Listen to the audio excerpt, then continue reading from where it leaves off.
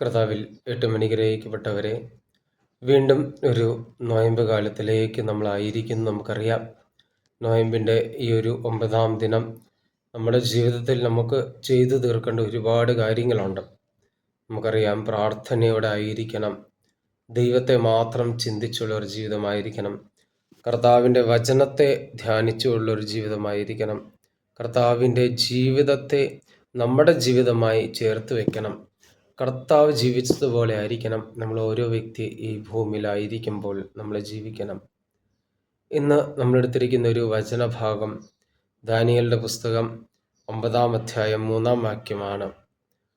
ഒരു നോയമ്പിൽ ഒരു വ്യക്തി ചെയ്യേണ്ട കാര്യമാണ് ഈ ഒരു വാക്യത്തിൽ എഴുതിയിരിക്കുന്നത്. നമുക്ക് കാണാം. അപ്പോൾ ഞാൻ ചാക്കെടുത്ത് ചാരം പൂശി ഉപവസിച്ചു, ദൈവമായ കർത്താവിനോട് തീക്ഷ്ണമായി പ്രാർത്ഥിച്ചു. അപ്പോൾ ഞാൻ ചാക്കെടുക്കണം, ചാരം പൂശണം, അതേസമയത്ത് ദൈവമായ കർത്താവിനോട് തീക്ഷ്ണമായി പ്രാർത്ഥിക്കേണ്ട ഒരു നിമിഷമാണ് ഓരോ നോയമ്പ് കാലഘട്ടം. നമുക്കറിയാം, നോയമ്പ് എന്ന് പറഞ്ഞാൽ എപ്പോഴും നന്മ ചെയ്തു ഒരു ദിവസം പാപത്തിലേക്ക് വീഴുമ്പോൾ ഞാൻ എന്നെ തന്നെ വിട്ടുകൊടുക്കുകയല്ല ചെയ്യുന്നത്. അല്ലെങ്കിൽ എന്താണ് പറയുക, ഒറ്റ വാക്കിൽ പറഞ്ഞാൽ നോയമ്പ് എന്ന് പറഞ്ഞാൽ ഒരിക്കലും നമ്മൾ പാപത്തിൽ നിന്ന് പുറത്തു വരുന്ന ഒരു വലിയൊരു പോരാട്ടമുണ്ട്, ഒരു യുദ്ധമുണ്ട്. അത് ചെയ്ത് ഫലം കിട്ടുന്നില്ലെന്ന് നമ്മൾ കാണുമ്പോൾ അത് ഉപേക്ഷിക്കുകയല്ല ചെയ്യുന്നത്. നോയമ്പ് എന്ന് പറഞ്ഞാൽ തിരിച്ച് കർത്താവിൻ്റെ സന്നിധിയിലേക്ക് കടന്നു വരാൻ വേണ്ടിയാണ്. പാപം ചെയ്തു, സാരമില്ല, വീണ്ടും കർത്താവ് കാത്തിരിക്കുന്നുണ്ട്. വീണ്ടും പാപം ചെയ്തു, കുമ്പസാരിക്കുക, കടന്നു വരിക. 10 പ്രാവശ്യം കുമ്പസാരിക്കുമ്പോഴായിരിക്കാം ആ പാപം, അതിൻ്റെ പാപത്തിന് ചില ചിന്തകൾ നമ്മൾ ഉപേക്ഷിച്ചു പോകുന്നത്. പക്ഷെ വീണ്ടും നമ്മൾ പാപത്തിലായി പോകും.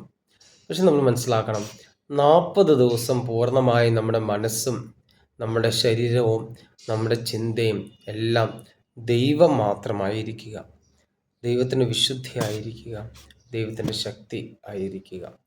നമ്മൾ പ്രത്യേകമായി ഒരു വചനമനുസരിച്ച് നമ്മുടെ ഈ ഒരു വാക്യം 3 തരത്തിലൊന്ന് ചിന്തിച്ചു നോക്കാം.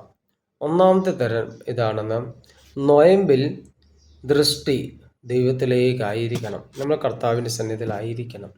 അതായത് പാപം മുഖേന ഉണ്ടാവുന്ന എല്ലാ അസ്വസ്ഥതകളെ ഉപേക്ഷിച്ച് കളയണം, മറന്നു കളഞ്ഞേക്കാം, മാറ്റിവെക്കുക.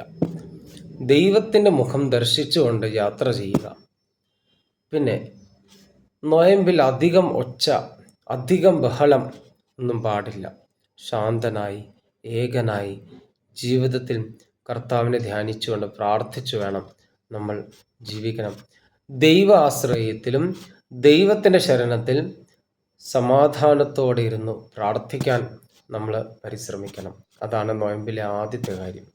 രണ്ടാമത്തെ കാര്യം, ചാക്കെടുക്കുക അല്ലെങ്കിൽ ചാരം പൂശുക. മനസ്സിലാക്കുക, ചാക്ക് ധരിക്കുക അല്ലെങ്കിൽ ചാരം പൂശുക, ഇത് രണ്ടും സൂചിപ്പിക്കുന്നത് നമ്മൾ നോയമ്പെടുക്കുമ്പോൾ നമ്മുടെ നോയമ്പ് നാട്ടുകാരെ കാണിക്കാനോ അല്ലെങ്കിൽ മറ്റവരുടെ വിശ്വാസം വർദ്ധിക്കാനാകില്ലേ. നോയമ്പെടുക്കുമ്പോൾ നമ്മൾ മനസ്സിലാക്കണം, കൂടുതൽ പ്രാർത്ഥിക്കണം. ഈ നോയമ്പ് എന്ന് പറഞ്ഞാൽ അല്ലെങ്കിൽ ഭക്ഷണം വർജിക്കുക എന്ന് പറഞ്ഞാൽ നമ്മുടെ വിൽ പവറിനെ ടെസ്റ്റ് ചെയ്യാൻ വേണ്ടി അല്ല. ആദ്യമേ ഈ ഭക്ഷണം വർജിക്കുക എന്ന് പറഞ്ഞാൽ നമ്മുടെ ഈഗോ, ഞാൻ എന്ന വ്യക്തി എന്തോ വലിയ സംഭവമാണ്, ഇതിനെ ഉപേക്ഷിക്കാൻ വേണ്ടിയാണ് നമ്മൾ ഉപവസിച്ച് പ്രാർത്ഥിക്കുക. അഹങ്കാരി ആവാതെ വിനയത്തോടെ ജീവിക്കാൻ വേണ്ടിയാണ് ഈ നോയമ്പ്. അതുകൊണ്ടാണ് വില കൂടിയ ഭക്ഷണം അല്ലെങ്കിൽ വില കൂടിയ വസ്ത്രമൊന്നും നമ്മൾ ഇടുന്നില്ല, നമ്മൾ ചാക്കെടുക്കുന്നു. പിന്നെ ചാരം പൂശുന്നു. ചാരം എന്താ, പൊടിയാണ്, അത് പറന്നു പോകും. അപ്പം നമ്മുടെ ഈ ചാരം പൂശുമ്പോൾ നമ്മൾ മനസ്സിലാക്കണം, നമ്മുടെ ജീവിതത്തിൽ ഈ കുറവെല്ലാം ഇങ്ങനെ കാറ്റത്ത് പറന്നു പോകണം, ദൂരെ പോകണം, നമ്മളിന്ന് നീങ്ങിപ്പോകണം. എന്നാൽ അതേ സമയത്ത് ദൈവാശ്രയം കൂടുതൽ ഉണ്ടാവണം.